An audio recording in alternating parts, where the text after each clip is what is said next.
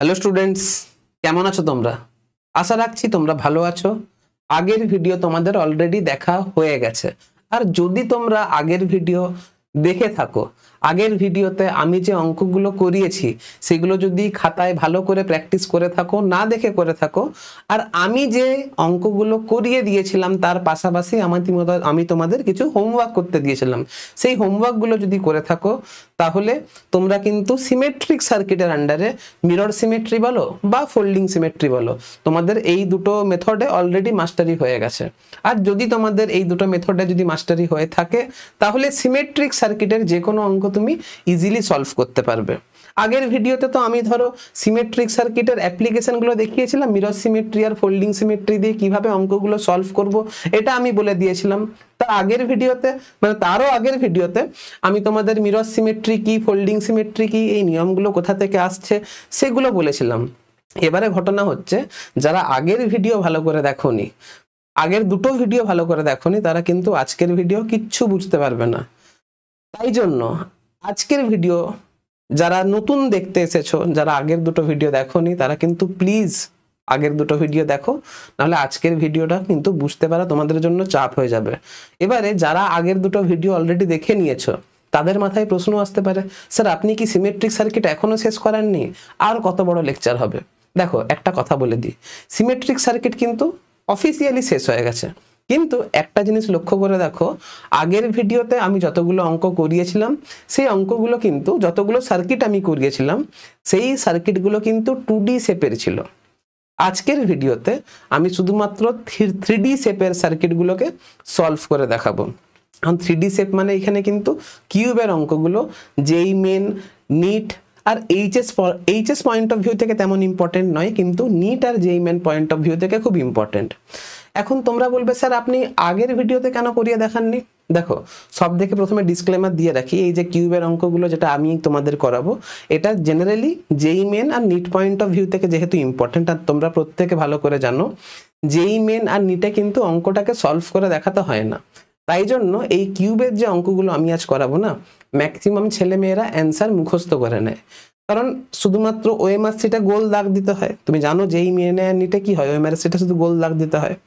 তাহলে তুমি বলবে, স্যার ছেলেমেয়েরা গোল দাগ দিচ্ছে, ছেলেমেয়েরা অ্যান্সার মুখস্থ করে নিচ্ছে, তার মানে কি ছেলেমেয়েরা অঙ্কটা বুঝতে পারছে না? অ্যান্সারটা হচ্ছে সত্যি তারা বুঝতে পারছে না।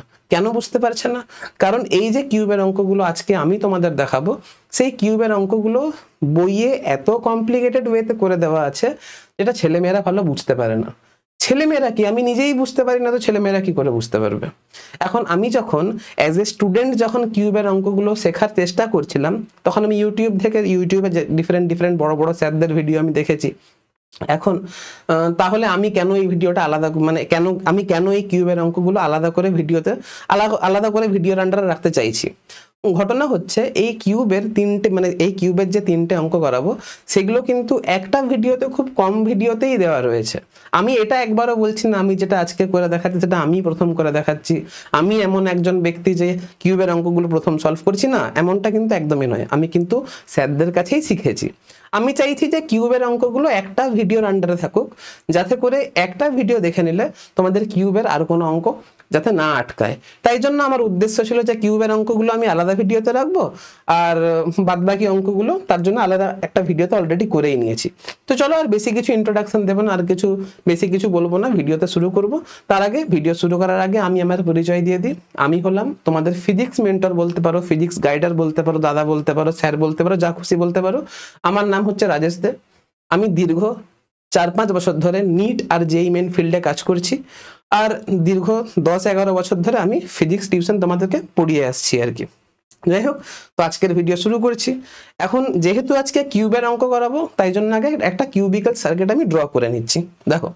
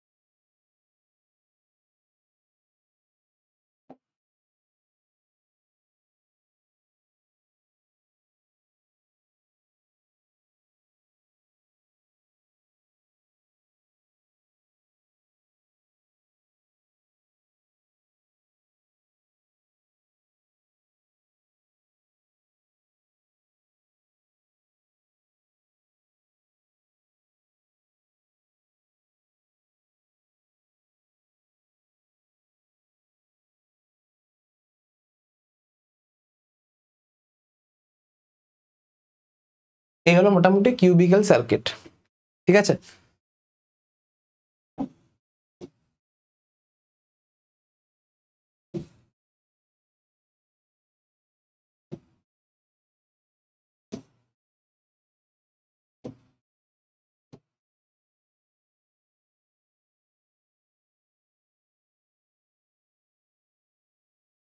এই গেল কিউবিক্যাল সার্কিট। আমি কি বললাম, এই কিউবিক্যাল সার্কিটের ডিফারেন্ট ডিফারেন্ট পয়েন্টের মধ্যে আমাকে ইকুইভ্যালেন্ট রেজিস্ট্যান্স বের করে দেখাতে হবে। আমি বলেছিলাম না, কিউবের প্রত্যেকটা বাহুতে ইকুয়াল অ্যামাউন্টের রেজিস্ট্যান্স রয়েছে, তুমি ধরে নাও প্রত্যেকটা রেজিস্ট্যান্সের মান হচ্ছে আর করে। তো যেহেতু এখান থেকে তিনটে প্রবলেম হয়, আমি তিনটে পেজ আগে কপি করে নিই। দেখো, ফার্স্টে আমরা কি করব, ফার্স্টে আমরা কিউবের যে কোনো একটা বাহু নেব, ওই বাহু দুটোর প্রান্তবিন্দুতে আমি ইকুইভ্যালেন্ট রেজিস্ট্যান্স বের করে দেখাবো। আমি কি বললাম, কিউবের একটা বাহু, যে কোনো একটা বাহু নেব, ওই বাহুর দুটো বিন্দুতে, দুটো প্রান্ত বিন্দুতে আমি ইকুইভ্যালেন্ট রেজিস্ট্যান্স বের করে দেখাবো। এইটাকেই ইংরেজিতে বলা হয় ইকুইভ্যালেন্ট রেজিস্ট্যান্স বিটুইন এজ। আমি দুটো মানে এজের দুটো পয়েন্টে, এজ মানে কি বাহু, বাহুর দুটো পয়েন্টে ইকুইভ্যালেন্ট রেজিস্ট্যান্স বের করে দেখাবো, তার মানে ইকুইভ্যালেন্ট রেজিস্ট্যান্স বিটুইন এজ।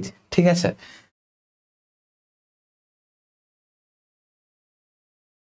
তো এটা হচ্ছে আমার এজ।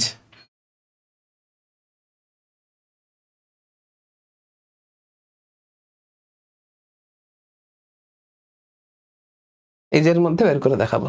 দেখো, তো দুটো বাহু নিচ্ছি, এই পয়েন্টটা হচ্ছে আমার এ পয়েন্ট, আর এই পয়েন্টটা হচ্ছে আমার বি পয়েন্ট। এই এ বি পয়েন্টের মাঝখানে আমাকে ইকুইভ্যালেন্ট রেজিস্ট্যান্স বের করে দেখাতে হবে। এখানে না আমি কি সিমেট্রি লাগাবো, মিরর সিমেট্রি লাগাবো না ফোল্ডিং সিমেট্রি লাগাবো, সেটা তোমরা বলবে, আমি বলবো না। ঠিক আছে, তো যদি সিমেট্রি লাগাতে হয়, যদি সিমেট্রিক সার্কিটের কনসেপ্ট লাগাতে হয়, আগে আমাকে অ্যাক্সিস ফাইন্ড আউট করতে হবে যে কোন অ্যাক্সিসের সাপেক্ষে সেটা সিমেট্রি। এবার অ্যাক্সিস ফাইন্ড আউট তোমরা আগের ভিডিওতে আমি তোমাদেরকে করিয়ে দেখিয়েছি, কারণ অ্যাক্সিস মানে সেইখানে 2D শেপের সার্কিট ছিল, অ্যাক্সিস কনসিডার করলেই আমার ঝামেলা চুকে যাচ্ছিল। যেহেতু এটা 3D শেপের সার্কিট, তাই জন্য এখানে অ্যাক্সিস চুজ করলে হবে না, এখানে একটা প্লেনকে চুজ করতে হবে। তোমাদের একটু খটোমটো লাগতে পারে, স্যার অ্যাক্সিস প্লেন এসব কি বলছেন। দেখো, এটা তো 3D শেপ, একটা নির্দিষ্ট সরল রেখার সাপেক্ষে কিন্তু এই 3D শেপের অবজেক্টটা কিন্তু সিমেট্রি হতে পারে না। একটা প্লেন কনসিডার করতে হবে, যে প্লেনের সাপেক্ষে এই 3D শেপটা সিমেট্রিক ইন নেচার হবে। কিরকম আমি দেখাচ্ছি, দেখো।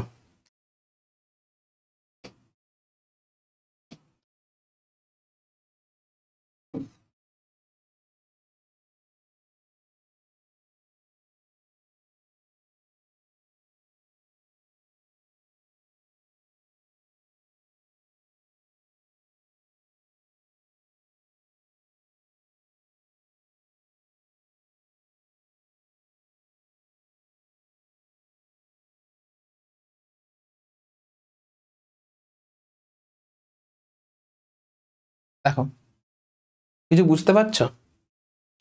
এই যে একটা প্লেন, এই প্লেনের সাপেক্ষে এই প্লেনের ওপরের অংশ আর নিচের অংশটা আইডেন্টিক্যাল দেখতে নয় কি? এই যে গ্রিন কালারের প্লেনটা আমি কনসিডার করেছি, এই প্লেনের ওপরের সাইডটা আর নিচের সাইডটা একে অপরের সঙ্গে আইডেন্টিক্যাল নয় কি? অবশ্যই আইডেন্টিক্যাল, তাই না? যেহেতু আমি এখানে এ পয়েন্ট আর বি পয়েন্টের মাঝে, যেহেতু আমি এখানে এ পয়েন্ট আর বি পয়েন্টের মাঝে ইকুইভ্যালেন্ট রেজিস্ট্যান্স বের করতে চাইছি, তাই জন্য দেখো, আর প্লেনটাও কিন্তু আমার অ্যালং এবি রয়েছে। আমি রেজিস্ট্যান্স ফাইন্ড আউট করতে চাইছি এ আর বি পয়েন্টের মাঝে, আর আমি যে প্লেনটা নিয়েছি সেটাও কিন্তু এ বি এর অ্যালং রয়েছে। তাহলে এইখানে কি মিরর সিমেট্রির কনসেপ্ট লাগবে? মিরর সিমেট্রির কনসেপ্ট তখনই লাগতো যখন এ বি এর সঙ্গে পারপেন্ডিকুলার হতো, এ বি এর সঙ্গে পারপেন্ডিকুলার হতো। মিরর সিমেট্রি এর পরের অঙ্কে লাগবে, এখন এখানে ফোল্ডিং সিমেট্রি লাগছে। এই হচ্ছে এ বি, এই হচ্ছে এবি, আর প্লেনটাও আমার অ্যালং এবি রয়েছে। যদি প্লেনটা আমার এরকম থাকতো, কি করে দেখাই, দেখাচ্ছি দাঁড়াও। ধরে নাও এই সুইচ বোর্ড, এটা হচ্ছে একটা প্লেন, আর কিভাবে দেখাই দাঁড়াও,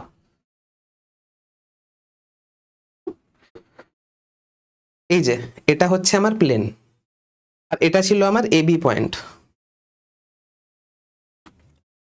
এটা ছিল আমার এবি পয়েন্ট, সরি, এটা ছিল আমার এবি পয়েন্ট, এটা ছিল আমার এবি পয়েন্ট, আর এবি পয়েন্টের সঙ্গে প্যারালালি একটা প্লেনকে ইমাজিন করেছি। তাহলে এখানে মিরর সিমেট্রি লাগবে। ফোল্ডিং সিমেট্রি কখন লাগতো? যদি এটা এবি পয়েন্ট হতো আর প্লেনটা যদি এরকম ভাবে থাকতো, তখন আমি এই যে এটা যদি প্লেন হতো,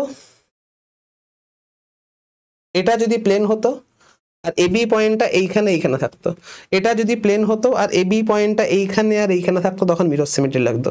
কিন্তু যেহেতু এবি পয়েন্টটা এমনি এমনি রয়েছে আর প্লেনটাও এরকম রয়েছে, তাহলে এখানে ফোল্ডিং সিমেট্রির কনসেপ্ট লাগবে। বুঝতে পেরেছো? এবার দেখো, এই প্লেনের ওপরের অংশ আর নিচের অংশটা কিন্তু আইডেন্টিক্যাল দেখতে। তাহলে আমি কি বলতে পারি না, এই পয়েন্ট আর এই পয়েন্টের পোটেনশিয়াল হচ্ছে সেম, এই পয়েন্ট আর এই পয়েন্টের পোটেনশিয়াল হচ্ছে সেম। আর তো কিছু নেই। এবার এইটাকে ফোল্ড করব এরকম আর এইটাকে ফোল্ড করব এরকম, আর তো কিছু নেই। এটাকে ফোল্ড মানে এই পয়েন্টটাকে ফোল্ড করব, দাঁড়াও দেখাচ্ছি, এই পয়েন্টটাকে ফোল্ড করব এইরকম ভাবে, এই পয়েন্টটাকে ফোল্ড করব এরকম ভাবে, ইমাজিন করতে পারছো?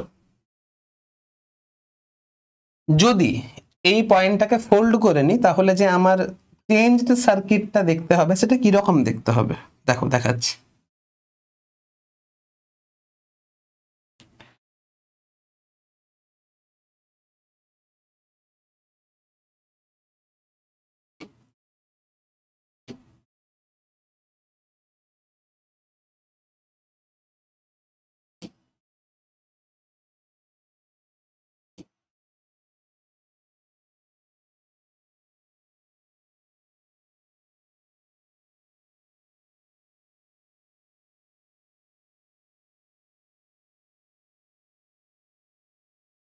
এটা ছিল আমার এ পয়েন্ট, এটা ছিল আমার বি পয়েন্ট। এবারে লক্ষ্য করে দেখো, এটা এটা ইকুয়াল পোটেনশিয়ালে আছে, এই পয়েন্ট আর এই পয়েন্ট ইকুয়াল পোটেনশিয়ালে আছে, এই পয়েন্ট আর এই পয়েন্ট ইকুয়াল পোটেনশিয়ালে রয়েছে। তো আমি এর পোটেনশিয়ালটাকে আমি এক্স কনসিডার করছি, তাহলে এর পোটেনশিয়ালও আমার এক্স হবে। এই পোটেনশিয়ালটাকে আমি ওয়াই কনসিডার করছি, তাহলে এই পোটেনশিয়ালও আমার ওয়াই হবে। কি বললাম বুঝতে পারলে? তার মানে তার মানে এই রেজিস্ট্যান্স আর এই রেজিস্ট্যান্সটা হচ্ছে প্যারালাল। বুঝতে পারছো? এই রেজিস্ট্যান্স আর এই রেজিস্ট্যান্স হচ্ছে প্যারালাল। কেন? কারণ এই রেজিস্ট্যান্সটা এ আর এক্স এর মধ্যে আছে আর এই রেজিস্ট্যান্সটাও এ আর এক্স এর মধ্যে আছে।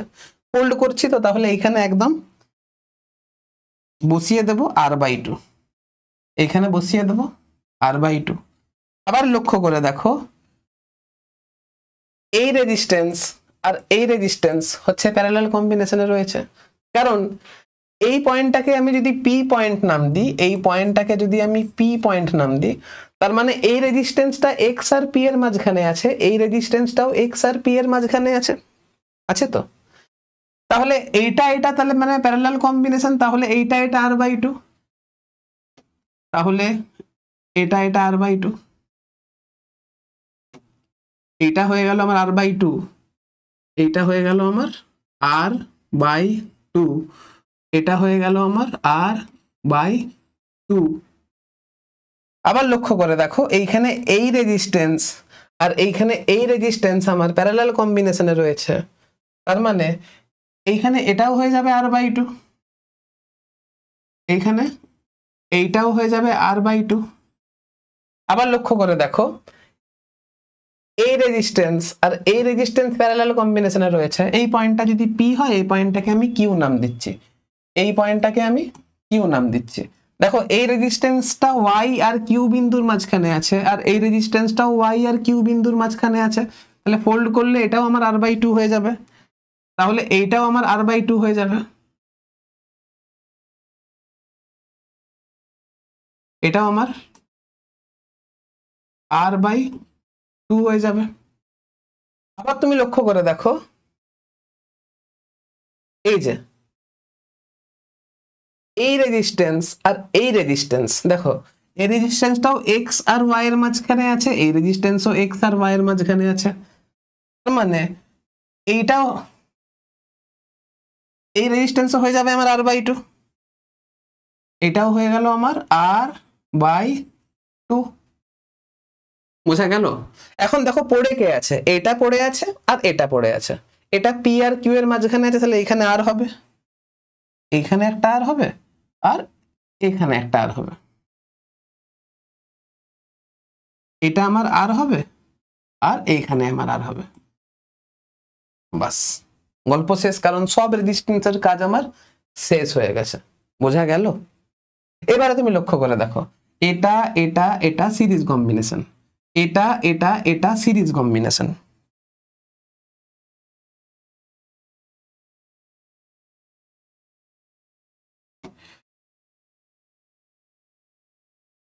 এটা এটা এটা সিরিজ কম্বিনেশন। তাহলে r/2 r/2 আর r plus r 2r, 2r আর r/2 হচ্ছে প্যারালাল কম্বিনেশন।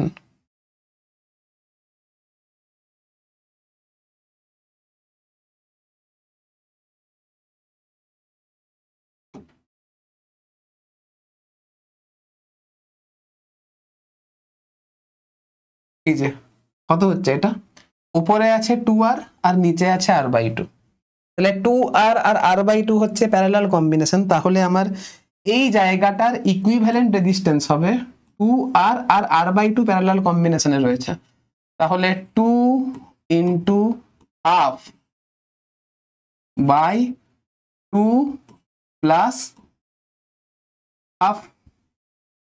আমি যদি কাটাকাটি করি, এইখানে উপরে থাকছে 1 আর নিচে হচ্ছে 5/2, তাহলে এটা হচ্ছে 1 ভাজিত 5/2, 1 ভাজিত 5/2 মানে 2/5 হচ্ছে।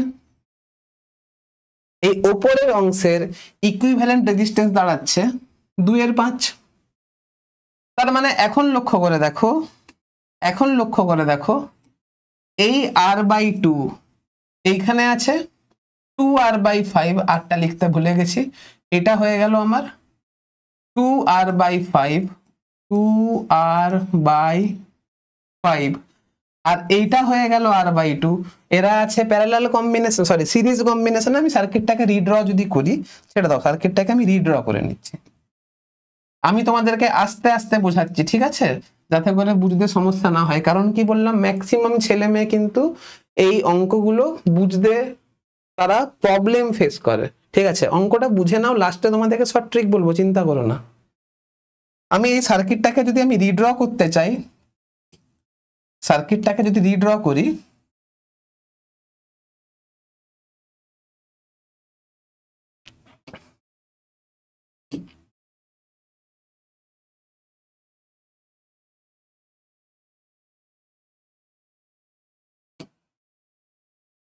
এটা হয়ে গেল r/2, এটা হয়ে গেল আমার r/2, এটা হয়ে গেল 2r/5, এটা হয়ে গেল 2r/5, এটা হয়ে গেল r/2, এটা হয়ে গেল r/2, আর এটা ছিল আমার r, এটা ছিল আমার r।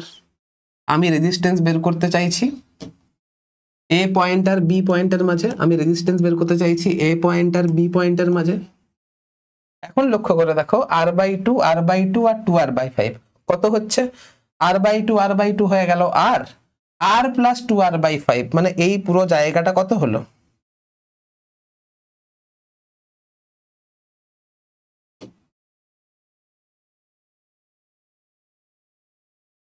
এইটা এইটা এইটা কত হলো, r/2 r/2 হলো r, r প্লাস 2r/5, তাহলে 1 প্লাস 2/5 মানে হচ্ছে 7/5। এই পুরো জায়গাটা হলো 7/5 r, উপরে হলো 7/5 r আর নিচে হচ্ছে r। এই দুটো আছে প্যারালাল কম্বিনেশনে, তাহলে রোধ দুটির গুণফল ভাজিত রোধ দুটোর যোগফল, তাহলে 7/5 ইন্টু 1, 7/5 ইন্টু 1 বাই 7 এর 5 প্লাস 1 কত হচ্ছে আমার? 7 এর 5 ভাজিত, এটা হচ্ছে 12/5, এটা হচ্ছে 12/5। তার মানে আমার আসছে 7 এর 12 অ্যান্সার। আমার আসছে 7 এর 12 আর এটা হচ্ছে আমার অ্যান্সার। তাহলে এইখানে যে আমার অ্যান্সার, ফাইনাল অ্যান্সার যেটা বেরোচ্ছে, এই যে এই এ আর বি পয়েন্টের মাঝে যে ইকুইভ্যালেন্ট রেজিস্ট্যান্স বেরোবে সেটা হচ্ছে 7 এর 12 আর হচ্ছে আমার অ্যান্সার। ঠিক আছে?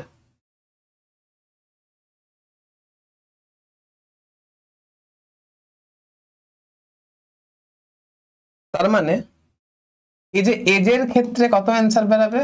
এজের ক্ষেত্রে আমার অ্যান্সার বেরোবে 7 এর 7r/12, 7r/12, এটা হচ্ছে আমার অ্যান্সার।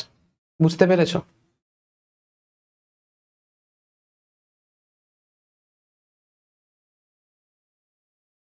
দেখো, শর্ট ট্রিক বলবো, চিন্তা করার কোনো দরকার নেই, একবার যদি কষ্ট করে বুঝে যাও তাহলে কিন্তু মজায় মজা, কোনো অসুবিধা নেই। ঠিক আছে? তো এই গল্পটা শেষ। এটা সব থেকে জটিল ছিল অ্যাকচুয়ালি। এবারে আমরা বের করব, এই যে আমরা এজের ক্ষেত্রে বের করলাম, এবারে আমরা বডি ডায়াগোনালের ক্ষেত্রে বের করব। এবারে আমরা বের করব বডি ডায়াগোনালের ক্ষেত্রে, বডি ডায়াগোনাল বলছি, সরি, ফেস ডায়াগোনালের ক্ষেত্রে বের করব। আমরা এবারে বের করব ফেস ডায়াগোনালের ক্ষেত্রে।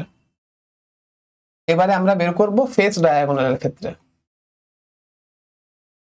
ফেস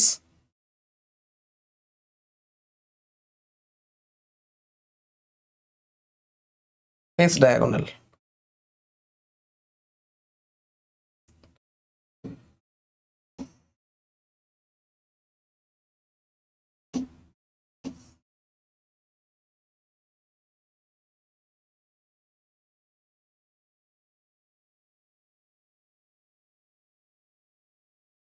ঠিক আছে? ফেস ডায়াগোনাল মানে কি? ফেস মানে কি? একটা তল, একটা তল তুমি কনসিডার করো। আমি এই নিচের তলটা কনসিডার করছি, আমি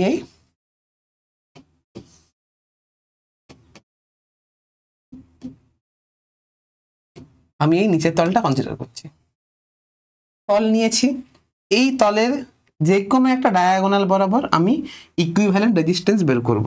এটা ডায়াগোনাল হবে এটা, তার মানে এ পয়েন্ট আর বি পয়েন্টের মাঝে আমাকে ইকুইভ্যালেন্ট রেজিস্ট্যান্স বের করতে হবে।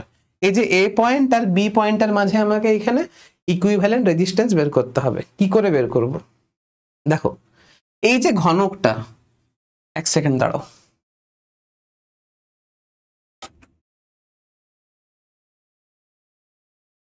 এই যে ঘনক নিয়েছি, এই যে ঘনক দেখতে পাচ্ছ, ঘনক, এই যে ঘনক,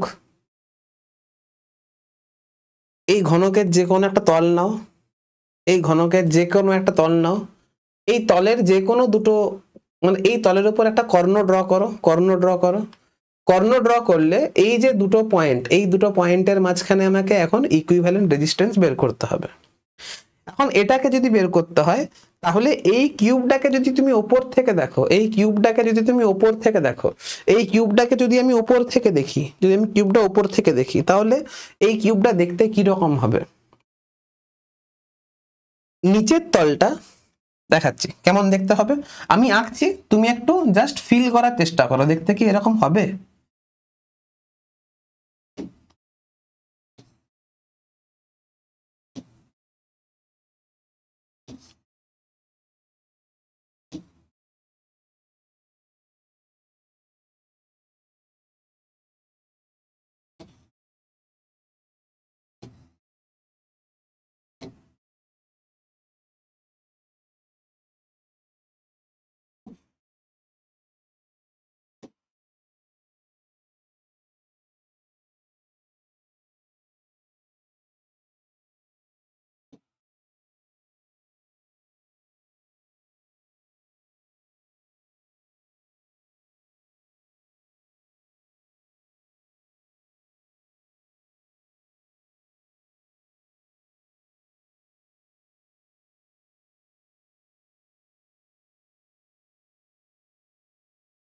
যদি এই কিউবটাকে ওপরের থেকে দেখি, টপ ভিউ যদি ওপরের থেকে দেখি, তোমরা যদি এরকম করে ওপরের থেকে যদি দেখো, তাহলে কি দেখতে এরকম হবে? এবারে আমি একটা ফেস নিতে বলেছি, ধরে নিচ্ছি আমার এই সবুজ কালারের ফেসটা হচ্ছে বড় ফেসটা, আর এই বড় ফেসের ডায়াগোনাল মানে এই দুটো পয়েন্ট হবে। তার মানে এখানে এ পয়েন্ট মানে এই পয়েন্টটা হবে, আর বি পয়েন্ট মানে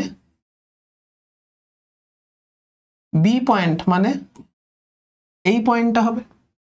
হবে তো? কি হবে তো? এবারে আমাকে এই এ পয়েন্ট আর বি পয়েন্টের মাঝে আমাকে ইকুইভ্যালেন্ট রেজিস্ট্যান্স বের করে দেখাতে হবে। আগে বোঝো ব্যাপারটা, এরকম দেখতে হবে তো? অবশ্যই হবে, কেন হবে না? এবারে আমাকে এ পয়েন্ট আর বি পয়েন্টের মাঝে যদি ইকুইভ্যালেন্ট রেজিস্ট্যান্স বের করতে হয়, তাহলে দেখো এখানে না একটা মজাদার ট্রিক আছে, যে ট্রিকটা হচ্ছে আমার মিরর সিমেট্রিক ট্রিক। এ আর বি এর সংযোজককারী সরলরেখা হচ্ছে এটা। আমি এরকম করে কি করলাম বলো তো? এই যে অবজেক্ট ছিল এটা 3D শেপের ছিল। টপ ভিউ মানে যদি আমি এই কিউবটাকে উপরের থেকে দেখি, তাহলে এর 2D পিকচারটা দেখতে কিরকম হবে সেটা আমি এখানে রিপ্রেজেন্ট করেছি।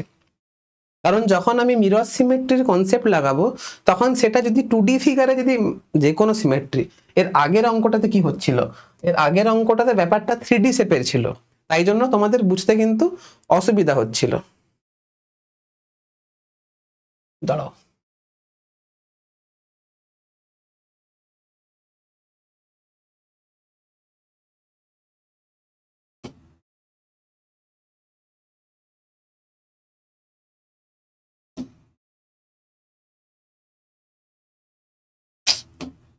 থাক, এটা এরকমই থাক।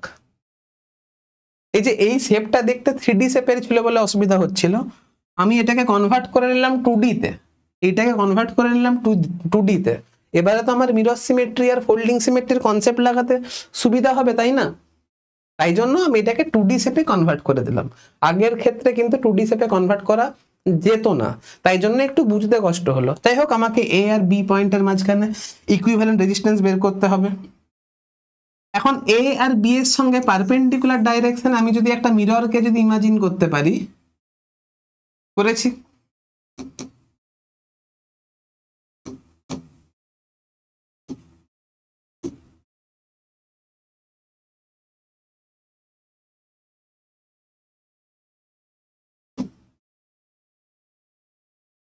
ইমাজিন করেছি। এবার তুমি লক্ষ্য করে দেখো, এর প্রতিচ্ছবি তৈরি হয়েছে এখানে, এর প্রতিচ্ছবি তৈরি হয়েছে এখানে, এর প্রতিচ্ছবি তৈরি হয়েছে এখানে, এর প্রতিচ্ছবি তৈরি হয়েছে এখানে। হয়েছে তো? হয়েছে তো? তার মানে একটু মুছে দিই একটু।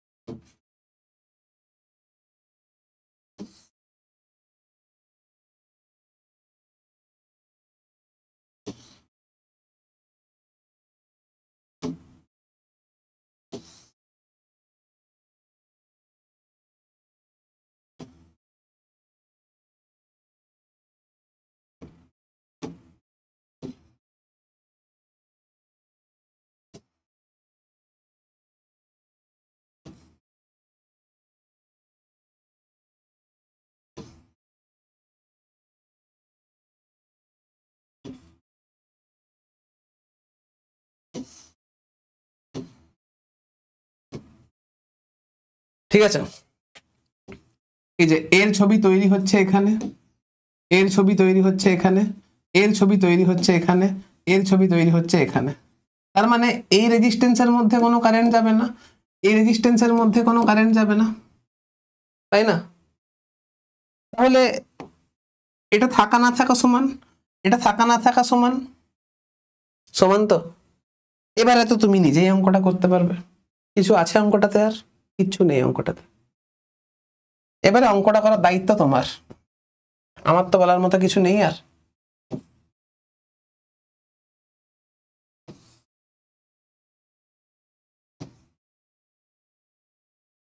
और অঙ্কটা এবারে দেখো, এটা কত ছিল আর আর, এটা হয়ে গেল 2r, এটা হয়ে গেল 2r, এটা হয়ে গেল 2r, এটা হয়ে গেল 2r। তুমি লক্ষ্য করে দেখো এই 2r আর এই 2r কিসে, এই 2r আর এই 2r আছে প্যারালাল কম্বিনেশন, তাহলে হয়ে গেল r। এইখানে এটা ছিল r, এটা ছিল r, তাহলে এই r এই r এই r সিরিজ কম্বিনেশন, তাহলে হয়ে গেল 3r। তাহলে এই যে পুরো জায়গাটা,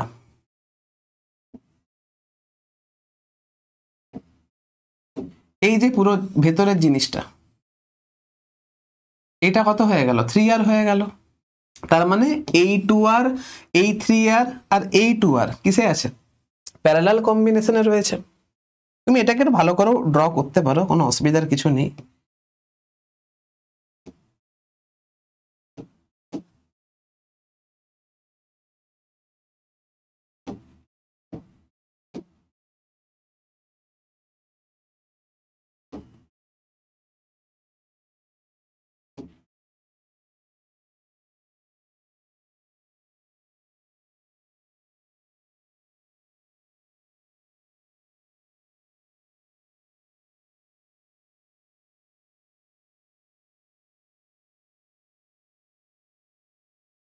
এরকম ব্যাপার।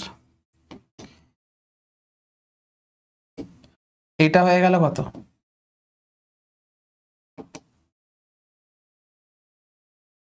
এটা হয়ে গেল তোমার 2r, এটা হয়ে গেল তোমার 3r, এটা হয়ে গেল তোমার 2r, বাস অ্যান্সার। এই 2r আর এই 2r হয়ে গেল r, এই r আর এই 3r হয়ে গেল প্যারালাল কম্বিনেশন, তাহলে এটা হবে তোমার r ইন্টু 3r, সরি আমি একদম r লিখবো না, ডাইরেক্ট লিখবো 1 ইন্টু 3 বাই 1 প্লাস 3, মানে হয়ে গেল 3 4r। তাহলে আমার এই a আর b এর মধ্যে equivalent resistance R A B হয়ে গেল 3 4r, আর এটাই হচ্ছে ফেস ডায়াগোনালের জন্য অ্যান্সার।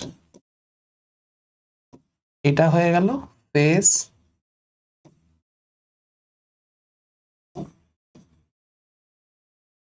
ডায়াগোনাল, এটা হয়ে গেল তোমার ফেস ডায়াগোনালের জন্য অ্যান্সার। বোঝা গেছে?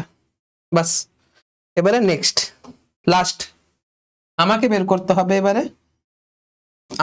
বের করতে হবে বডি ডায়াগোনালের মধ্যে।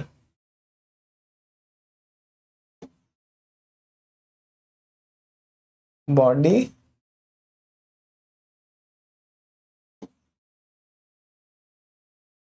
ডায়াগোনাল,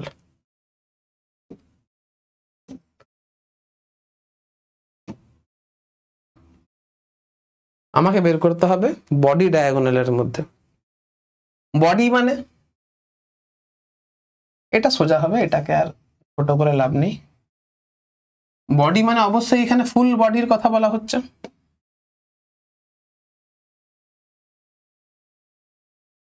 এখানে ফুল বডির কথা বলা হচ্ছে। ফুল বডি মানে কোনটা? ফুল বডি মানে এই পুরোটা, এই পুরো ঘনকটাই হচ্ছে ফুল বডি। এর বডি ডায়াগোনাল মানে এই পয়েন্ট আর এই পয়েন্টের মাঝে আমাকে বের করতে হবে। তার মানে আমাকে এখানে বের করতে হবে এই এ পয়েন্ট আর এখানে বি পয়েন্ট। এই এ পয়েন্ট আর বি পয়েন্টের মাঝে আমাকে বের করতে হবে ইকুইভ্যালেন্ট রেজিস্ট্যান্স। ঠিক আছে?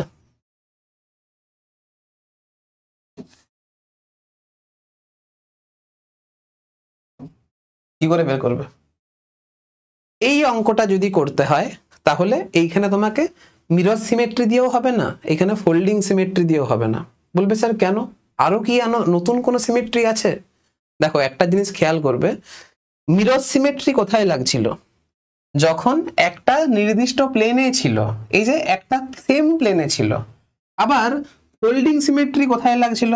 ফোল্ডিং সিমেট্রিও কিন্তু দেখো একটা নির্দিষ্ট প্লেনে আছে এরকম দুটো বিন্দু, প্লেনে কথাটা বলবো না, একই সমতলে আছে, একই সমতলে আছে, দেখতে পাচ্ছ একই সমতলে আছে।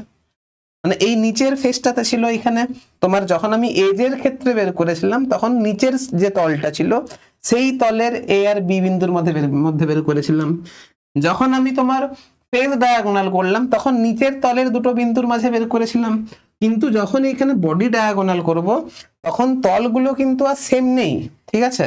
আমি একটু ভালো করে পরিষ্কার করে রিপ্রেজেন্ট করার চেষ্টা করছি। দেখো ভালোভাবে বুঝতে পারবে, এটা হচ্ছে একটা তল, এটা হচ্ছে একটা তল। কি করে বের করবে এবার? এখানে কি করে সিমেট্রি লাগাবে? এখানে তো মিরর সিমেট্রি লাগানো সম্ভবই নয়, এখানে ফোল্ডিং সিমেট্রিও লাগানো সম্ভব নয়। তাহলে এখানে কি ধরনের সিমেট্রি আসবে? এখানে একটুখানি বোঝার মতো ব্যাপার রয়েছে। কি রকম? দেখো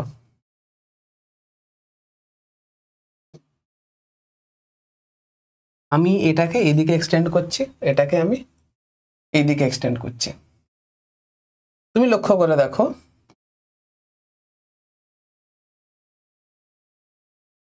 এইখানে কারেন্ট কিন্তু ইকুয়ালি ডিস্ট্রিবিউট হবে, মানে এইখান থেকে যে কারেন্ট ঢুকবে, মনে করে দেখো আমি আগের ভিডিওগুলোতে, মানে এই রিসেন্ট আগের কথা বলছি না, যখন আমি সিরিজ কম্বিনেশন এন্ড প্যারালাল কম্বিনেশনের রুল ইউজ করে, যখন কিরচফ ভোল্টেজ ল ইউজ করে যখন তোমাদেরকে সার্কিটকে বোঝাতে, মানে সার্কিটকে যখন বুঝিয়েছিলাম তখন বলেছিলাম যে যে দুটো পয়েন্টের মাঝখানে আমাকে ইকুইভ্যালেন্ট রেজিস্ট্যান্স বের করতে হবে, সেই দুটো পয়েন্টকে আমাকে মনে মনে ইমাজিন করতে হবে সেই দুটো পয়েন্টের সঙ্গে ব্যাটারির দুটো প্রান্তকে যুক্ত করা আছে।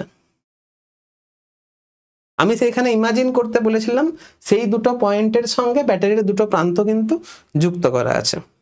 আমি ধরে নিচ্ছি ব্যাটারির দুটো প্রান্ত এ প্রান্ত আর বি প্রান্তের সঙ্গে যুক্ত করা আছে, তার মানে একটা দিকে কারেন্ট ঢুকবে, একটা দিকে কারেন্ট বেরোবে। এবারে লক্ষ্য করে দেখো এইখানে কারেন্ট যে তিন ভাগে ডিস্ট্রিবিউট হবে, এইখানে যে কারেন্ট তিন ভাগে ডিস্ট্রিবিউট হবে, একটা হচ্ছে এই দিক ডিস্ট্রিবিউট হবে, একটা হচ্ছে এই দিকে ডিস্ট্রিবিউট হবে, আর একটা হচ্ছে আমার এই দিকে ডিস্ট্রিবিউট হবে। তিন ভাগে কিন্তু ইকুয়াল পরিমাণে ডিস্ট্রিবিউট হবে। তুমি আমি করে দেখালেই তুমি বুঝতে পারবে। ধরে নিচ্ছি এইখানে টোটাল 6i পরিমাণ কারেন্ট যাচ্ছে। এবারে তুমি বলবে স্যার 6i আপনি কি করে বুঝলেন? 6i আপনি কি করে বুঝলেন? দেখো আমি করলেই তুমি বুঝতে পারবে কেন 6i ধরেছিলাম। যেহেতু ইকুয়াল পরিমাণে ডিস্ট্রিবিউট হচ্ছে, আমি ধরে নিচ্ছি এইখানে 2i, এইখানে 2i, এইখানে 2i, এইখানে যাবে 2i, এইখানে যাবে 2i, আর এইখানেও যাচ্ছে তোমার 2i। বোঝা গেছে? এবারে এই 2i আবার দেখো দুভাগে ভাগ হচ্ছে, এই 2iটা আবার দুভাগে ভাগ হচ্ছে, এইখানে যাচ্ছে তোমার i, এইখানেও যাচ্ছে তোমার i।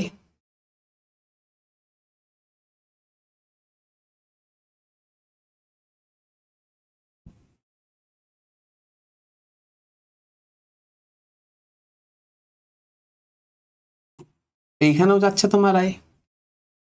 এই যে 2i এটাও দুভাগে ডিস্ট্রিবিউট হচ্ছে, এইখানে যাচ্ছে তোমার i, এইখানেও যাচ্ছে তোমার i।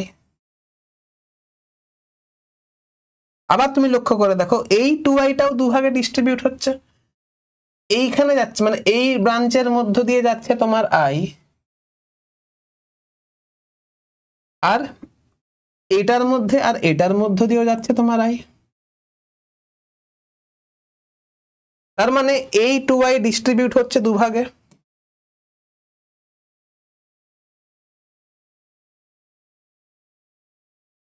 দেখো এই 2i ডিস্ট্রিবিউট হলো এই i আর এই i, বুঝতে পারছো? এবারে দেখো এই 2i ডিস্ট্রিবিউট হলো দুভাগে, এই i আর এই i, বুঝতে পারছো? আবার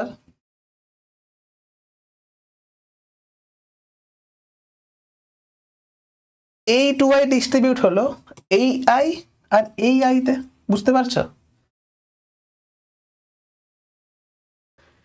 এবারে লক্ষ্য করে দেখো,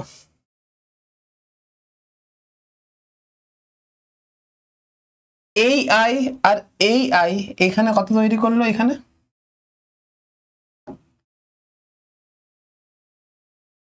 এই আই আর এই আই এইখানে কত গেল? এইখানে গেল আবার 2i।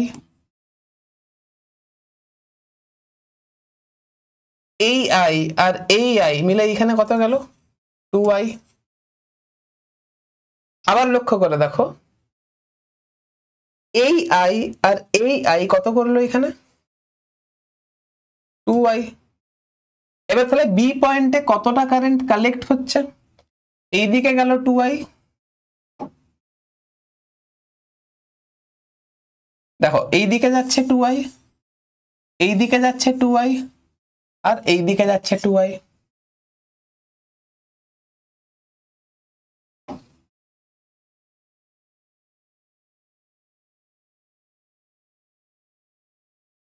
এইদিকে যাচ্ছে 2i, এইদিকে যাচ্ছে 2i, আর এইদিকে যাচ্ছে 2i। যাচ্ছে তো? তাহলে এইখানেও আলটিমেট আমার 6i পরিমাণ কারেন্টই বেরোচ্ছে, এখানেও তাহলে আলটিমেট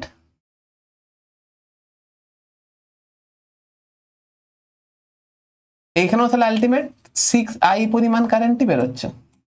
তাহলে 6i ঢুকিয়েছিলাম, 6i বের করছি। বোঝা গেছে? বুঝতে পারলে কিরকম ভাবে ডিস্ট্রিবিউট হচ্ছে কারেন্ট সার্কিটে কারেন্ট গুলো?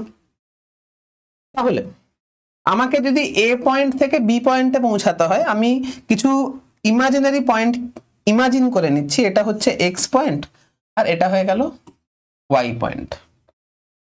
আমি এ থেকে বি পয়েন্টে যাব ভায়া এই পাথ হয়ে, ড্র করে দিচ্ছি।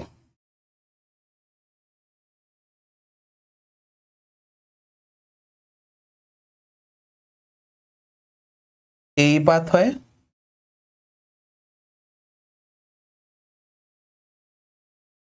এই পাথ হয়ে, এই পাথ হয়ে। বুঝতে পারলে? তার মানে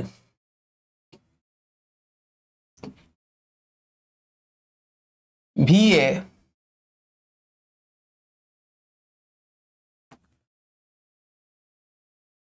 VA minus VB is equal to 2i into R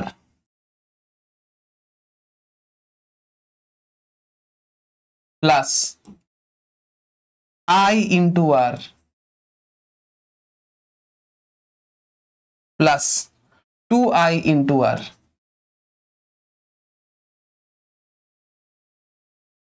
2i into R, I into R, 2i into R। এবারে যদি আমি এই কিউবটাকে রিপ্লেস করতাম একটা সিঙ্গেল রেজিস্ট্যান্স দিয়ে, যদি আমি এই কিউবটাকে রিপ্লেস করতাম সিঙ্গেল রেজিস্ট্যান্স দিয়ে, এটা যদি আমার আর ড্যাশ হতো,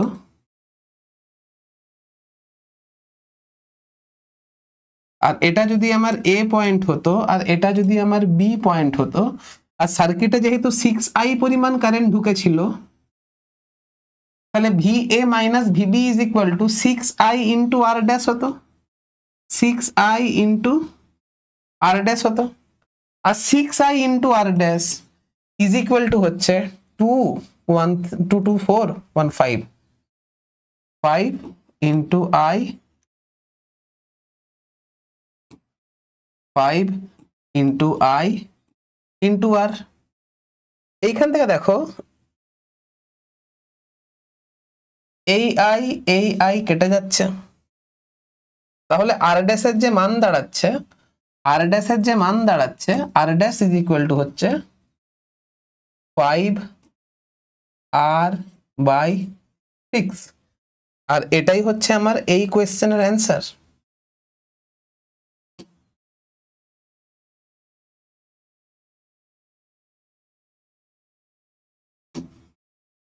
এটাই হচ্ছে আমার এই কোয়েশ্চেনের অ্যান্সার। বোঝা গেছে?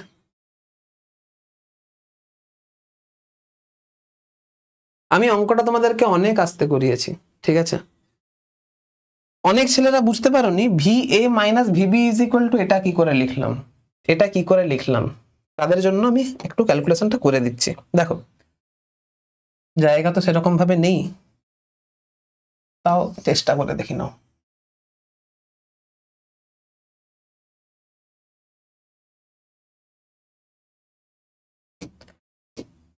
দেখো V A minus VB,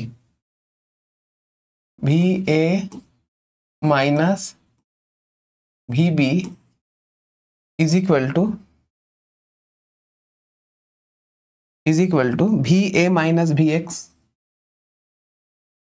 VA minus VX plus VX minus VY plus VY minus VB। এই যে A থেকে B পয়েন্টে গেলাম, VA minus VX plus VX minus VY plus VY minus VB। আর আরো ভালো করে যদি বুঝতে হয় তুমি লক্ষ্য করে দেখো না, VA এখান থেকে VX, এখান থেকে VX কেটে যাচ্ছে, এখান থেকে VY, এখান থেকে VY কেটে যাচ্ছে, তাহলে VA minus VB is equal to VA minus VB হচ্ছে।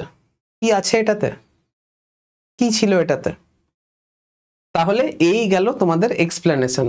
আমি চেষ্টা করলাম এই কিউবের 3টা অঙ্ককে একটা ভিডিওর মধ্যে সীমাবদ্ধ করার, যাতে করে পরবর্তীকালে যখন তোমরা রিভাইজ করবে যাতে করে তোমাদের সুবিধা হয়। এবারে তোমরা কি এত বড় প্রসেস করে দেখবে নাকি মুখস্থ রাখবে অ্যান্সার? আমি বলবো তুমি অ্যান্সার মুখস্থ রাখবে। কেন মুখস্থ রাখবে? কারণ তোমাকে তো ওই যে বললাম ওই মারে গোল দাগ করতে হবে। উচ্চ মাধ্যমিকে যদি আসে, উচ্চ মাধ্যমিকে এলে এটা আসতে পারে, এর বাইরে উচ্চ মাধ্যমিকে বাকি দুটো অঙ্ক কিন্তু আসবে না। এবারে আসছি ট্রিক কি করে মুখস্থ রাখবো। এবারে আসছি ট্রিক কিভাবে মুখস্থ রাখবো। দেখো ট্রিক যদি বুঝতে হয় তাহলে আগে কি করেছিলাম, আগে এজ করেছিলাম, আগে একটা বাহুর মধ্যে বের করেছিলাম, তারপরে একটা ফেসের একটা ডায়াগোনালের দুটো প্রান্তে বের করেছিলাম, তারপরে বডি ডায়াগোনাল বের করেছিলাম। তাহলে প্রথমে বের করেছিলাম এজ, প্রথমে বের করেছিলাম এজ, তারপরে বের করেছিলাম ফেস, একটা নির্দিষ্ট ফেসের দুটো, একটা নির্দিষ্ট ফেসের, একটা নির্দিষ্ট ফেসের দুটো ডায়াগোনালের মধ্যে বের করেছিলাম। আর তারপরে করেছিলাম বডি, তারপরে করেছিলাম বডি। তো মুখস্থ রাখার শর্ট ট্রিক কি আছে দেখো বলছি।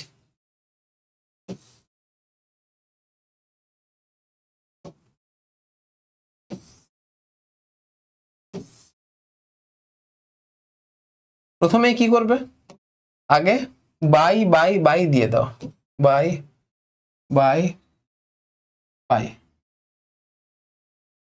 ট্রিক হচ্ছে 1 2 3 4 5 6 7, এটা হচ্ছে ট্রিক। এবার রেজিস্ট্যান্স যেহেতু বের করছি তাহলে তুমি এখানে আর আর আর দিয়ে দাও, গল্প শেষ।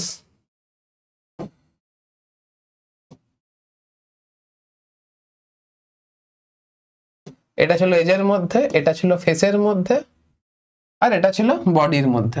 এজ ফেস আর বডি, গল্প শেষ। ইএফবি, ইএফবি, ইএফবি মানে এজ ফেস বডি। আগে করেছিলাম এজের মাঝখানে, তারপরে করেছিলাম ফেস, তারপরে করেছিলাম body. Edge face body, edge face body. একটা বাহু প্রথমে করেছিলাম বাহুতে, তারপরে করেছিলাম ফেসের ডায়াগোনালে, তারপরে করেছিলাম বডির ডায়াগোনালে। প্রথমে করেছিলাম বাহুতে, প্রথমে করেছিলাম এজে, তারপরে করেছিলাম ফেসের ডায়াগোনালে, তারপরে করেছিলাম বডির ডায়াগোনালে। এবারে আমি একটা ট্রিক বলছি, এরকম আং বাং ট্রিক আমি করাই না, কিন্তু যাই হোক ছেলে মেয়ে আং বাং গল্পই কিন্তু মুখস্থ থাকে, ঠিক আছে? আমি তো মোটা বুঝতেই পারছো, আর ছোটবেলায় আমাকে সবাই হাতির বাচ্চা বলে ডাকতো, ঠিক আছে, মানে রাগাতো আর কি। তো হাতির বাচ্চাকে যদি আমি ইংরেজিতে করি তাহলে এর ইংরেজিটা কি হবে? এলিফ্যান্ট বয়।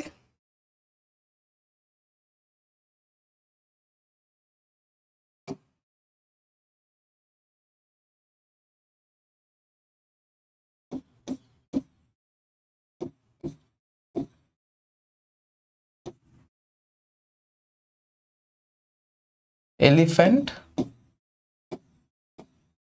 বয়। এজ, এলিফ্যান্ট বানানটা তো ELEPHANT, ঠিক আছে, এলিফ্যান্ট বয় এমনি করে মুখস্থ রাখতে পারো। ছাড়ো এই গল্প ছাড়ো, এই বানানটা ঠিক জাস্টিফাই হচ্ছে না।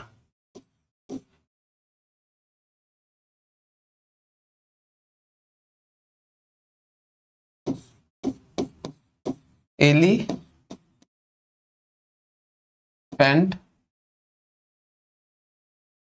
বয়, ঠিক আছে, বাস এইটুকু খেয়াল রাখবে। তাহলে আজকের ভিডিও এইখানেই শেষ করছি। সিমেট্রিক সার্কিটে কিন্তু আর কিচ্ছু বাকি নেই, এবারে তুমি যা খুশি করো, কোনো অসুবিধা নেই। তাহলে রাখলাম আজকে এখানেই, ততক্ষণ পর্যন্ত পড়তে থাকো, ভালো থাকো।